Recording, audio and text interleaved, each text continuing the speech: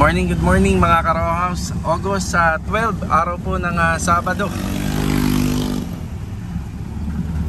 Ay, ang ganda naman po ng weather natin ngayon.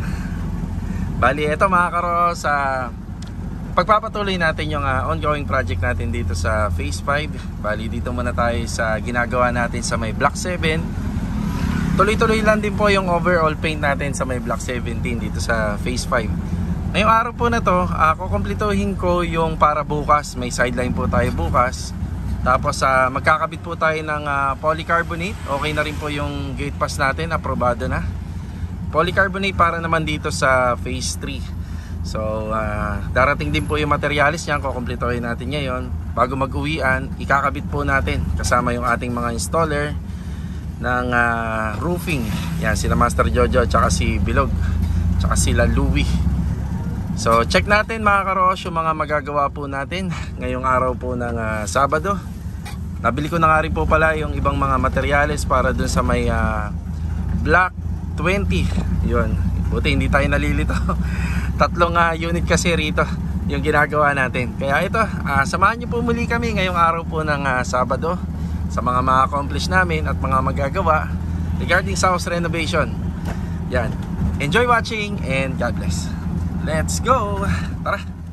Dito na po tayo sa Phase 5. Ito, dala natin itong hagdanan natin. Yung banda kasi dito sa stairs, medyo mataas siya. Yung pagka nag-install tayo ng framing at saka electrical and PVC panel. So, kailangan natin ng hagdan. Tapos, dala na rin po natin yung mga binili po natin na ilaw na 5 pirasong pin light. Meron na rito. Tapos, nagdala po tayo ng ano po, ito. Dala natin. Yan. 1/2 na tubo para sa PPR pipe. So, bibilahan ko na lang po ito ng fittings. So, pag bumili kasi ako ng isa nito, talagang lagi may sobra. Siguro inaabot pa sa isang unit. Kaya ito, bigay na natin kay ma'am. Wala naman na tayo paggagamitan nito. Okay, dito na tayo. Si Louie. Louie, good morning. Good morning. Ayan. Vio, tabi mo na to para dyan sa heater. Bilang ko na lang ng fittings yan. Tapos ito yung ginawa kahapon ni Louie. Kinabit yung ating door jamb gamit tong PVC. Yan.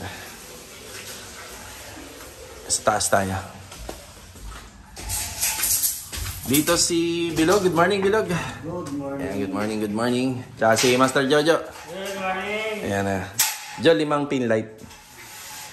5 lang to. Center side niya. Orderin sa online. Yung dito, Jo, round ceiling. Kaya na siguro yan ng pero mag-abang ka pa rin. Ito dito sa 3, round ceiling. Pero pagdating dito sa pendant light, Jo, dito.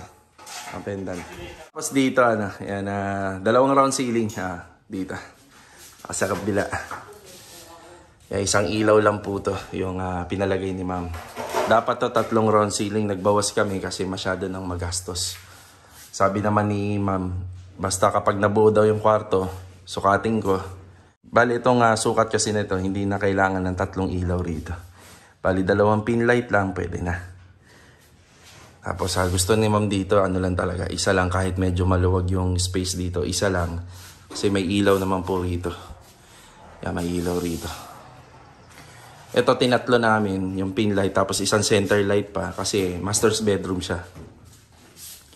Kaya yan yung design ng ilaw rito. Dito gagamitin yung hagdanan. Medyo mataas na ho kasi. Ayan, bali may paunang materialis lang tayo rito. Bali yung mga tinukoy namin kanina na pendant light, mga round ceiling light. Ano na po yan, panghuli. Mag-aabang na lang po kami ng linya. Tapos yung bandang pag-installan, lalagyan namin ng metal studs para matibay-tibay. Actually, kahit wala na. Kasi yung mga ilaw na gagamitin ni ma'am dito ay magagaan. Hindi na kailangan. Yung iba kasi bumibili yung gusto talaga nila medyo mabigat. Kaya nag-aabang po kami ng suporta sa pag-installan. So lagi nyo munang tatanungin nyo, tatanungin nyo sa manggagawa kung kakayanin ba. So ipakita nyo muna yung ilalagay na ilaw. Kasi yung mga ginagawa natin sa kisame, dati uso yung kahoy sa mga metal framing. Pag kahoy, matibay po yun. Sobrang tibay. Kahit ano yung install mo doon, kakayanin. Pero tayo kasi mga basic method tayo. para maiwasan natin, di ba? Maraming resistant yan. Fire resistant, water resistant, termite resistant. Kaya yan yung mga gamit natin ngayon. Mga metal paring, cement boards or harduplex, mga dry balls. Yan. So ito, paunang ilaw lang. Bali yung 5 pin light na binili natin sa All Home para rito. 3 rito, tsaka 2 lang rito sa kabilang kwarto. The rest manggagaling na po sa online. Pag sinabing online mga karos, sikat dyan yung Shopee or Lazada. Doon kasi maraming pagpipilian tsaka mura. Depende kay client. Pero ako kung sa All Home ako bumibili. Kung sa akin lang. Pero depende kay client po. Ayan, ito na yung hagdanan. Bali, dito naman yung update. Siyempre, si Louie pa rin yung pwesto rito. Trademark na ni Louie yan, yung lababo, yung CR. Ayan, ganito, anong nasilip natin dyan, Louie? Maraming problema uli. Puro barado, yun. So, kasama na to, di ba? Nung inocular visit ko to, tapos nag-site visit uli ako, napansin ko talaga yan. Ang daming problema yun, tingnan nyo. Barado. So, ito yung makakapagpatagal ng trabaho bago tayo makapag-install ng tile. So, ibig sabihin, pag pwesto ng tile setter dito, hindi naman siya kagad makakapag-install eh. Kita nyo, ang unang ginawa dyan, binakbak muna. Tapos pangalawa, yung repair and maintenance na. Kaya saan natin, aayusin muna to. Isa yan sa makakapagpatagal, aayusin muna yung mga linya. Barado yun, tingnan nyo yung floor drain. Wala talaga. Lilipat natin yan doon, Louie. Mahaba po. Sige, bibili tayo ng mahaba. Yun ang gagamitin natin. Kitang-kita naman ang layo. Nasa gitna. Yung huling ginawa kasi ni Louie dun sa kabila, hindi na nga kami gumamit kasi nandun yung banda sa dulo. Ayun, gamit tayo mahabang floor drain.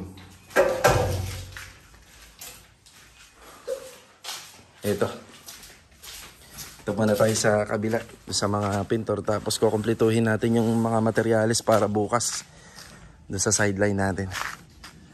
Ito muna yung dinaanan namin ni Louie, yung huling ginawa niya rito. Bali, nakaschedule kami rito sa Monday. Hindi muna kami gagawa rito para sama-sama yung iba dito kapag gumawa sa Monday. Yung magbabaklas, magpapalitada, at yung mag-install ng kisame.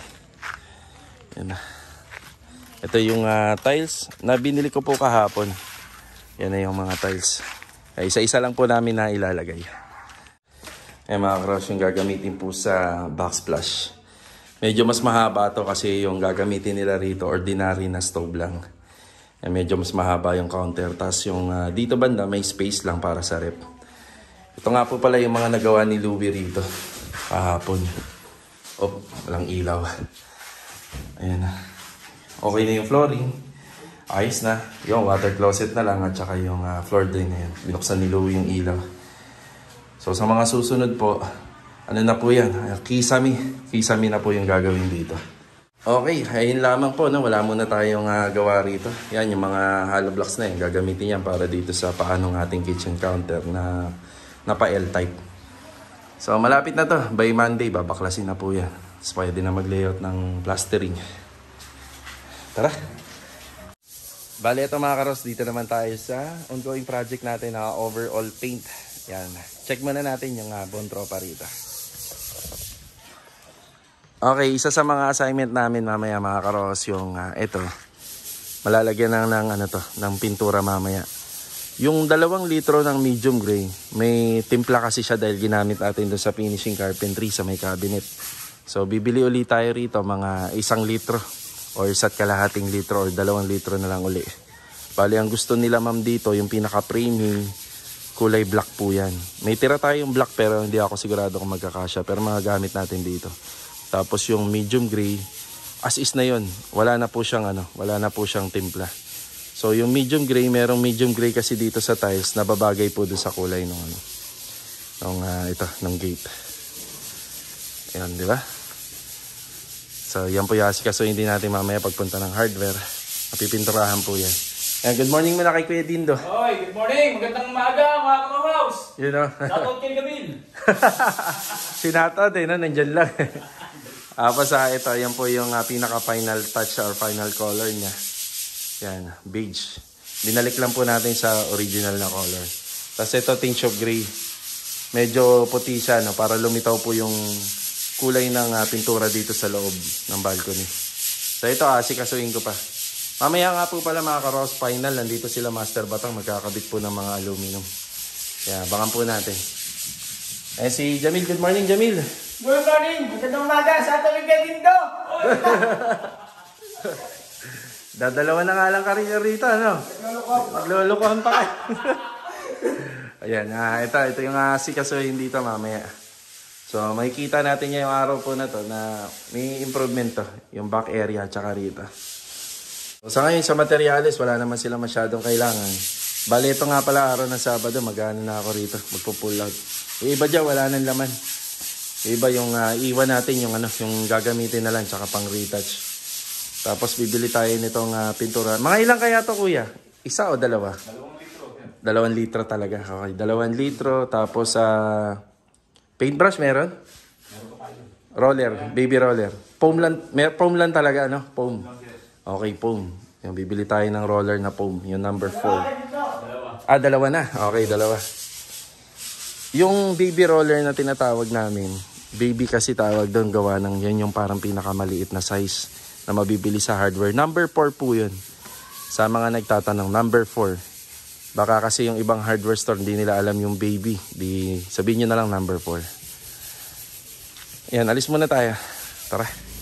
Ito mga karos, kinuha ko muna si e-bike. Iwan muna si owner. Pagkakasyahin ko na lang yung ating purchase ng materials dito. Total naman yung ibang materials manggagaling sa hardware, di-deliver. Ito nga pala yung isang lata o isang galon ng pang wall accent namin sa harapan ng bahay. Tira pa tayo. Dadali na natin ito doon sa ongoing project sa may overall paint. So ito, tara. Bili muna tayo ng materials. Let's go! Dito na tayo sa hardware. Ayan. Bali, kailangan muna natin bumalik ng bodega. Nakalimutan natin yung ating fusion para dun sa PPR. Yan yung panghinang. Tara. Dito tayo sa bodega. Ito yung sa panghinang ng PPR pipe. Tapos kumuha na rin po tayo rito ng extra P na ibibigay na lang po natin doon sa Block 7. Hindi ko na to binili doon kasi alam ko meron pa ako rito. Yan. Tara. Dito na po tayo. Ang una natin pinuntahan itong Block 7, yung ginagawa natin bago. So ito nga po pala yung kanyang PVC panel na wood look. Napakaganda.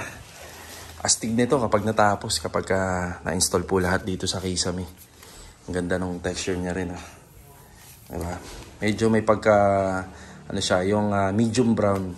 May light brown nito yung kinabit namin dun sa huling project namin. Yung rustic vintage design. Tapos mayroon pang mas dark dito kaso nga lang medyo madilim na. Pero ito sakto lang. Hindi naman nalalayo dun sa kulay nung medyo light lang. Sa kulay nung ating pintuan. Medyo light lang to. Okay, ito yung binili natin. Worth of 255 pesos para sa mga linya. Ito. Water heater. Tapos ito yung dala ko. Hindi nakasama dito. Ito bigay na lang natin. Ayan binaklas na po nung tile setter natin na si Louie, yung mga linya. Mga barado. Tsaka, may mga problema, mga putol. Ayan baklas na po lahat. So, ganyan lang sa una.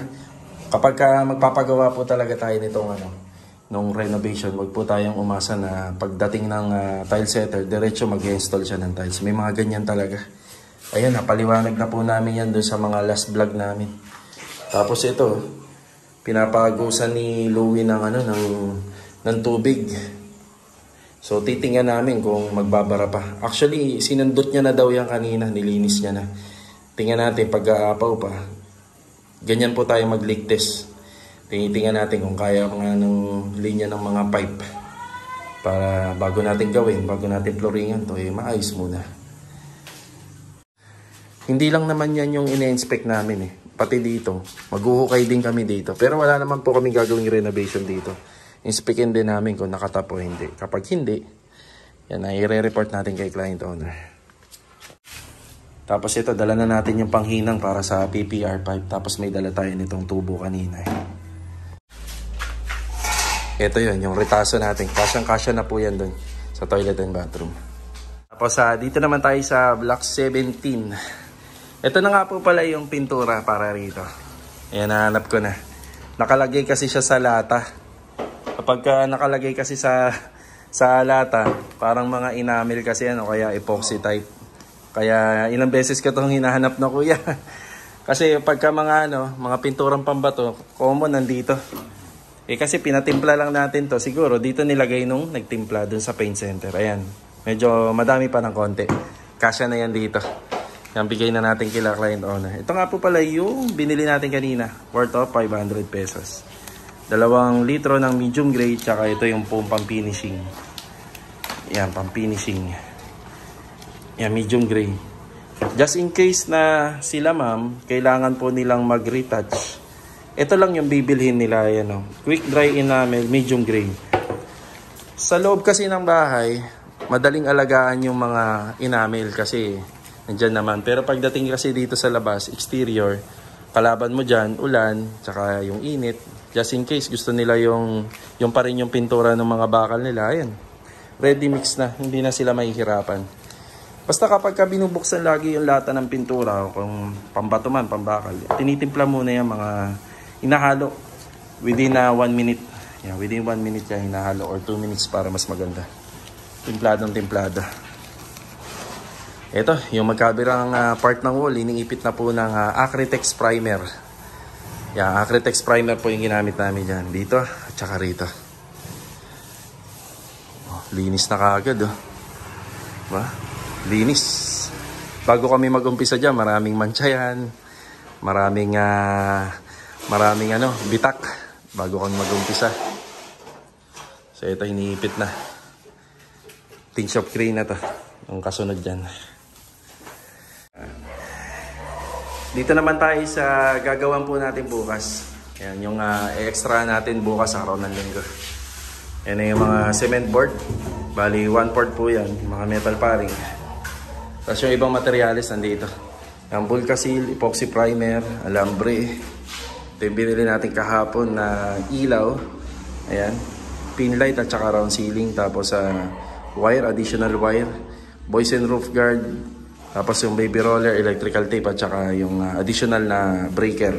Na 30 amperes para sa abang ng linya ng aircon. Ayan.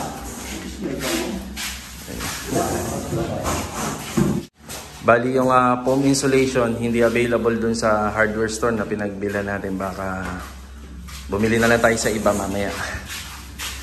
Yan, 6 na Shera board na 1/4.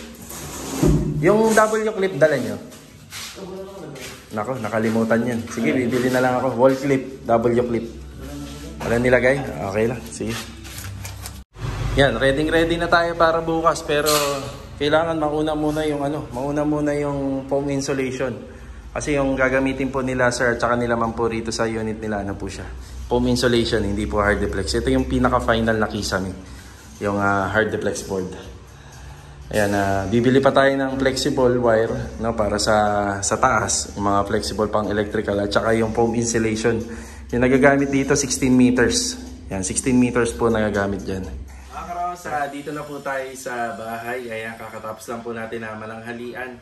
Ito, shoutout muna kay Ma'am Lydia Repaso at sa team Ma'am Peps. Ayan, from Brescia, Italy. Yan, God bless po sa inyo dyan. Always ingat po palagi.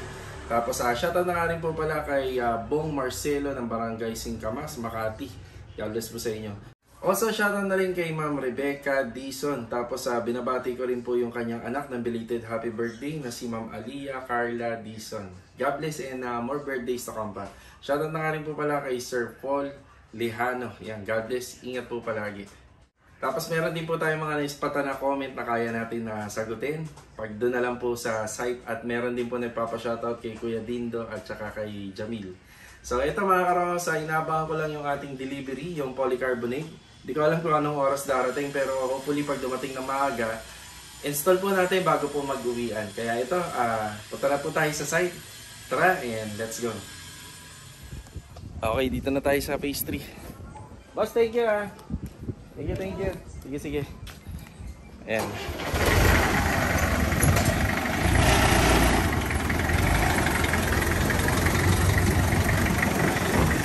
Ito yung polycarbonate. Bali, 4 na piraso ba? 4. Gagamitin po natin dito. Bali, 4 na piraso yung nagagamit dito. Pero pagdating sa dulo, si Rohon na lang. Ayan, okay na tayo rito.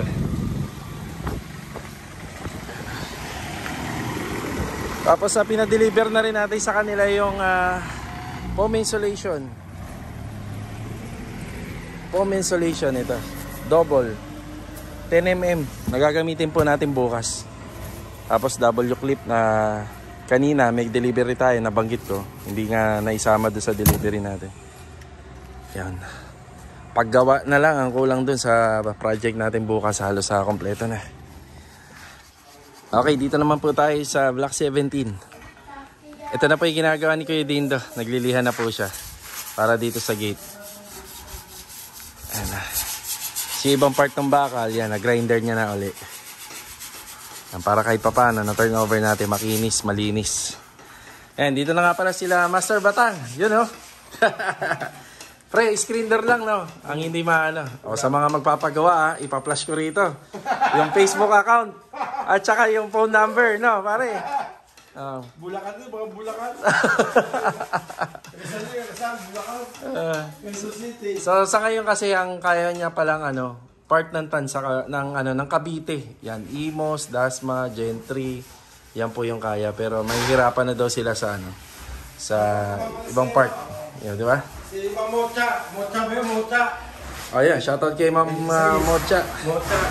Saan to, pre? Saan lugar? Vista Mall lang. Dasma. Dasma. Ayan. Pare ng... Naging client niya rin, pare. Nagpagawa. Nagpagawa na. 26. Ayun. Deliver. Sa August 26, naka-schedule yun yung 26 na tinutukoy niya. Bali mga karos, ito yung isang spare natin ng pintura na dinala ko kanina. Darating. Nasa abroad si Ma'am Mucha. Mucha. Wala, thank you. Iyon, no. So ito, in-apply na ni Kuya Rinto dito. In-apply na ni Kuya Dindo, medyo bahagyan luminis na to. So, abot pala to kahit hanggang retouching. Diba? Wow. Dito rin si Master Ryan. Si Master Ryan nasa loob. Shower out. Ayan. Pauwisan. Inuuna muna nila to. Tapos ito yung part banda rito ng ating overhead cabinet. Tapos ito naman, yung part naman dito sa may bandang left side, overhead cabinet. Tapos ito mga karos, nag-aalala si ma'am dito, baka daw hindi kumasya yung rep. Bali ma'am, 180 po yung niya, yung height. Kahit na may kabit po to. No, ito yung para sa breaker na. Yan, yung part na yan. Para sa breaker. Yan na yung nasikaso na yun. Tapos sliding door para sa toilet and bathroom.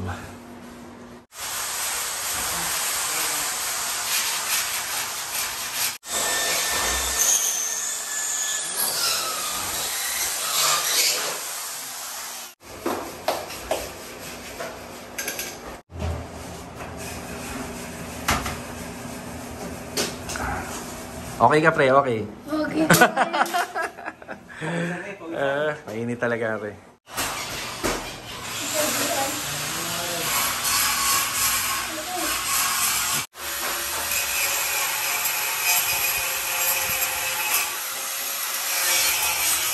Tapos dala na rin po nila yung silicone sealant.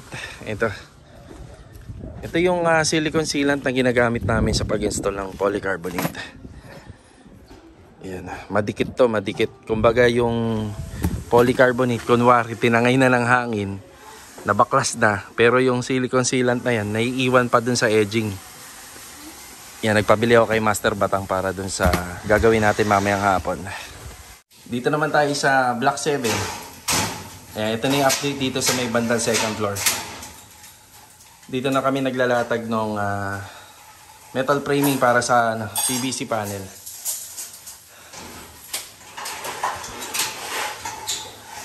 So ito yung PVC panel na napili ni ma'am. Ito yung wood look design. Ayan. Nakikita nyo na nakalawit dito na wire para sa center light na lang. Sabi ko kay ma'am, gumamit na lang tayo ng flat round ceiling. Round ceiling lamp kasi medyo mababa na nga. Ayan, 2 pin light po ron. Tapos dito banda, sa gitna. Ayan, isa. Maganda daw sabi ni ma'am, mayroon pong tig-isa. Sabi ko na lang, ma'am baka may ilagay kayo sa sulok.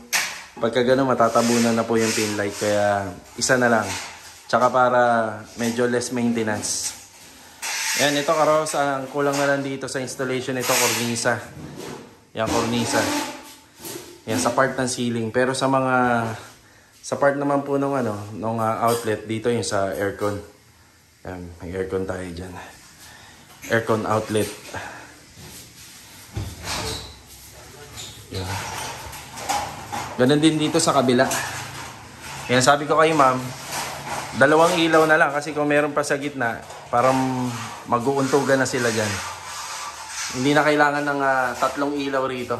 Sapat na po yung 2. Ayan o. PVC panel. Nagkabit kami nito noon sa phase 5. Pero hindi lahat. Hindi lahat PVC panel. Ayan, merong hard deflex dun sa bandang master's bedroom. Ayan o. Wood look PVC panel. Dito naman sa may living space. Since mababa na po kasi yung mga kisame, enough na yung isang ilaw na lang din dito. Okay na po yan.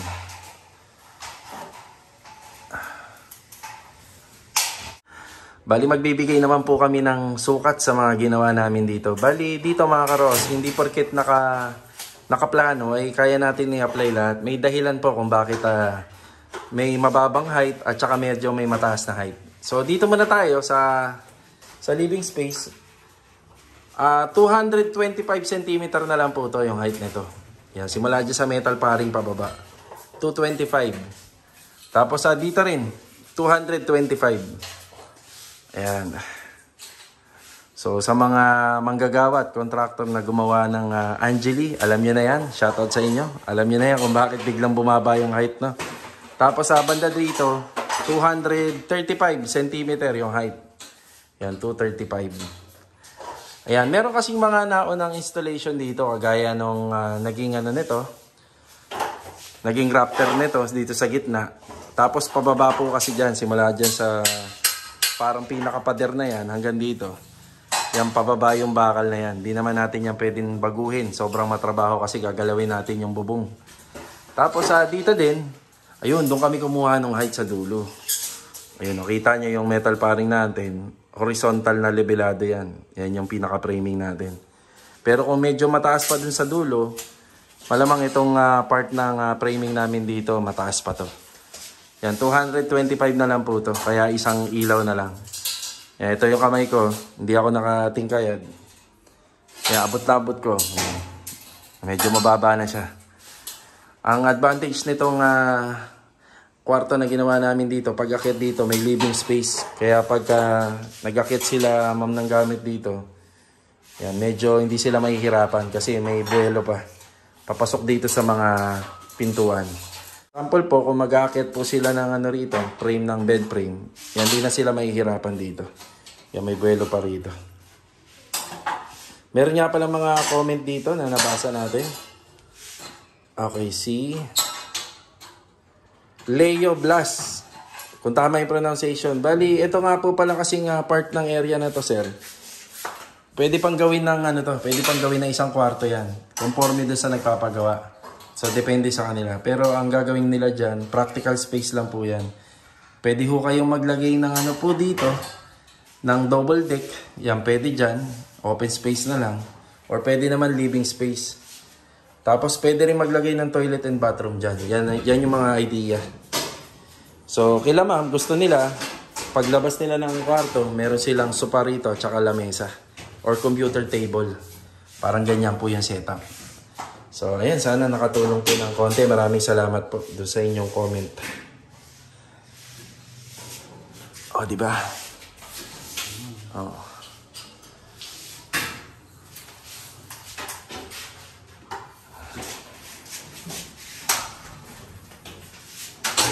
dito. PVC panel. At saka dito.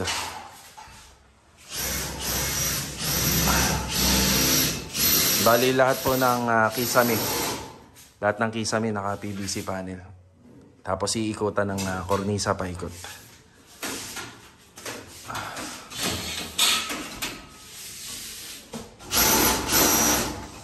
Update naman sa ating toilet and bathroom. Ayan, yan yung mga binago sa linya. Nabitin lang kami ng konti, ayun oh. Akala namin kasi na magkakasya na yung stock natin na blue pipe dito.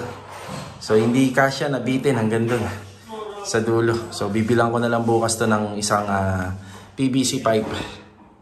Yan, bitin siya, dapat hanggang dun yan eh. Tapos yung para sa PPR pipe na water heater, ayan. Meron na rin yan yung update dito. Tapos sa linya, ito pa. Pabaguhin pa natin to. Tapos bumalik tayo rito para magbigay na ng update. Tapos maya pupunta po kami doon sa phase 3 nila Master Jojo bago mag-uwian. So magkakabit na kami ng polycarbonate. Pero sa ngayon, update tayo dito sa overall paint at saka dito sa aluminum cabinet and sliding door installation. Ayan, tara. Dito muna tayo sa may gate. So ito yung gate natin. So niliha lang po siya kaya medyo parang magaspang at saka madumi siya tingnan. Yan, niliha ng maayos para kuminis. Tapos dito banda, all black po tayo. Ayan, all black. Tapos yung pinaka-framing niya, black din. So sa Monday, may improvement na to itong harapan.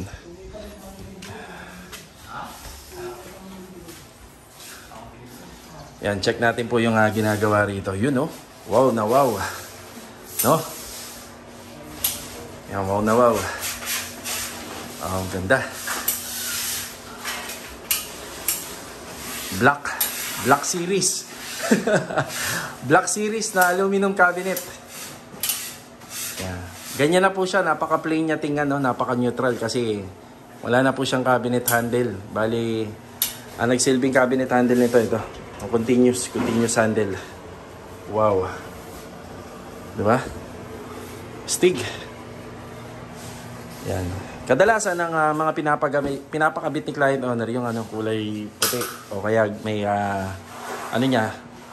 salamin, pinakapintuan. So ito kulay black. Cladding po yung ginamit dito. Kung ano po yung ginamit dito sa toilet and bathroom. Ayan. Cladding. Para siyang mukhang modular, no, pare? Parang mukhang modular. Sa ilalim meron na rin. Tapos ito naman yung update sa pinapatrabaho natin kila Jamil dito. Ay halos kompleto na to yung sa stairs. Ayan retouching na lang po yan. Tapos yung tiles installation, yung railing, ayan may kulay na rin. Tsaka yung ito, installation dito ng WPC or wall fluted panel. Abangan nyo nga po pala yung installation nito. Yung ating trellis design. Ayan. Ayan. Yung trellis design na 2x3. Yan, para dito. Yan, meron po siya dyan. Walis-walis. Kaya bali, may primer pa lang po to, no? Or tinge of gray na. Ayun, tinge of gray na pala to. Emulsion na lang na, kaya. Kabilaan. Tinge of gray. Bali, Ma'am Joy and Ma'am Job, ito po yung combination. So, buhay na buhay yung tiles natin dahil dun sa tinge of gray. Tapos ganun din po rito sa ating yung pasad, yung pinakapasad ng bahay. Kung gray po kasi ang kulay nito, talagang medyo madilim na tingnan. Ayan tinge of gray. May tayo rito, may ipapahid tayo ng acrylic emulsion para matibay po siya. Para kahit paano naman, hindi po siya dumihin. Bale ito po yung update dito sa ating pinagawang aluminum kitchen cabinet. Yan, marami pa kaming install dito, yung ilaw, yung ratio, halos tapos na to. O, di ba? Ganda, oh.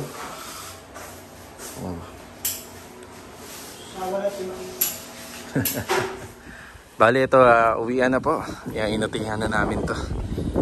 Yan, binaklas na po namin yung mga text screw dyan, at saka yung natira po dyan kanina, yung silicone sealant, bali, nilinis na rin namin. Pati itong aluminum flat bar. Kung wala kaming nilagay nito, malamang matagal na pong natanggal yung polycarbonate dyan. So na videohan ko na rin to noon. Talagang natira naman, no, natira pa. Wasak-wasak na lang pero nandiyan pa. Kaso nga lang yung itong huling bagyong Egay talagang wash out, tanggal. So ito yung nagpatibay din dyan. Ito kagandahan din sa aluminum flat bar, hindi nabubulok. Ilang taon na to. So bali tinanggal lang namin to, tsaka nilinis namin yung silicone sealant na nakadikit dito. Yan na rin po yung ibabalik po namin dyan. So dating gawi pa rin ang installation. Bawat dugtungan ng polycarbonate nilalagyan ng silicone sealant. Tapos yung pangkiklip natin yung aluminum flat bar. So ayun lang. Tapos sa itong pinakadulo, balak namin na putulin yung pinaka-overlap niya. Yan kasi nag-absorb ng hangin yan eh. So temporary lang naman tong polycarbonate. Alam ko papalitan din nila sir to balang araw. So nag-absorb yan ng hangin kaya pwede po siyang matangay uli. Okay, ito lang yung update dito. Ikakabit lang po namin to. Ayan, tapos na po tayo. Tapos yung overlap ng polycarbonate, pinaikli namin. Yan, ganyan na yung finish niya. So tara, uyan na. Bali mga karosa, nandito tayo sa pwesto ni Master Batang. Ayan o, shout out. Ayan si Bom Bom o. Bom, ano yung dala mo, Bom? Red Horse yan na po, ma. Ito mga karosa, medyo pagod and stress. Napakasarap tumambay dito. Kita niyo naman, diba? Pag nakatulala ka rito, pag pagod ka, nakatulala ka, ganda. Ganda ng tanawin. Ito nga po pala, itong lupa na to, part pa ni Lumi na yan. Marami pang plano si Lumi na dyan. Yan. Tapos share ko nga lang pala yung gawa ni Master Batang na lamesa. Gawa po sa aluminum. Vincent, anong ano to? Anong sukat nito? 2x3. Baka 2x4, ang laki. No? 2x3. 2x3. Tapos salamin, no? Tapos yung pinakapa niya. Malapad lang tingnan, no? Maaari palang gumawa ng lamesa, no? Gawa sa aluminum. Magandang idea rin kasi mga karos, ito aluminum to. Hindi to kinakalawang. Oh, ayan, no? Si Master Batang, batawa-tawa. Oh, at least di ba? Napapakinabangan mo yung mga retaso mo. Oh, di ba? Gumawa nga siya kulungan ng aso ron eh. Ayun, gumawa na rin siya sarili niya storage, ayun oh. Cabinet. Oo, di ba? Alam mo, nawawala, di ba? Oo nga, di ba? So, bali mga karos, yung nagpapa-shoutout nga pala kay Kuya Dindo tsaka kay Jamil. Baka sa susunod na video na lang, nakalimutan natin. Medyo busy kanina. So, maraming salamat muli sa pagsama ngayong araw po ng Sabado. Yan, God bless po sa ating lahat. Ingat po palagi. Paalam po muna. Yan, tagay muna tayo. Tawa na tawa si Batang. So, ayan, relax lang tayo rito mga karos. Kita-kita ulit.